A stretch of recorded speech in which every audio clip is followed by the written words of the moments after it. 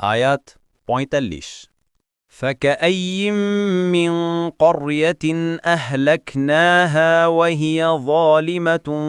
فهي خاوية على عروشها وبئر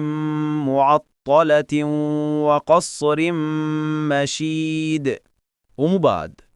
অতঃপর আমরা বহু জনপদ ধ্বংস করেছি যেগুলোর বাসিন্দা ছিল জালিম ফলে এসব জনপদ তাদের ঘরের ছাদসহ ধ্বংসস্তূপে পরিণত হয়েছে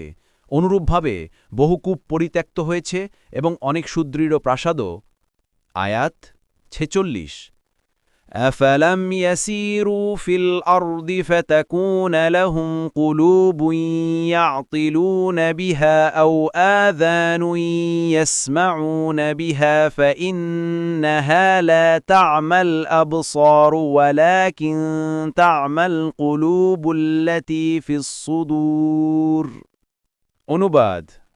তারা কি জমিনে ভ্রমণ করেনি তাহলে তারা জ্ঞানবুদ্ধি সম্পন্ন হৃদয় ও শ্রুতিশক্তি সম্পন্ন শ্রবণের অধিকারী হতে পারত বিশ্বাস বস্তুত চোখ তো অন্ধ নয় বরং অন্ধ হচ্ছে বুকের মধ্যে অবস্থিত হৃদয়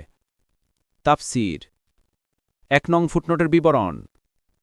এই আয়াতে শিক্ষার দৃষ্টিভঙ্গি নিয়ে দেশভ্রমণে উৎসাহিত করা হয়েছে এতে আরও ইঙ্গিত আছে যে অতীতকালে অতীত জাতিগুলোর অবস্থান সরেজমিনে প্রত্যক্ষ করলে মানুষের জ্ঞানবুদ্ধি বৃদ্ধি পায় তবে শর্ত এই যে এসব অবস্থান শুধু ঐতিহাসিক দৃষ্টিভঙ্গিতে নয় শিক্ষা গ্রহণের দৃষ্টিভঙ্গিতেও দেখতে হবে দেখুন ফথুল কাদির পরবর্তী তাফসিরে যেতে ভিডিওটি শেষ হওয়ার পূর্বেই এই বক্সে ক্লিক করুন ভয়েস বা উচ্চারণে অনিচ্ছাকৃত ত্রুটি ক্ষমাসুন্দর দৃষ্টিতে দেখবেন ইনশাআল্লাহ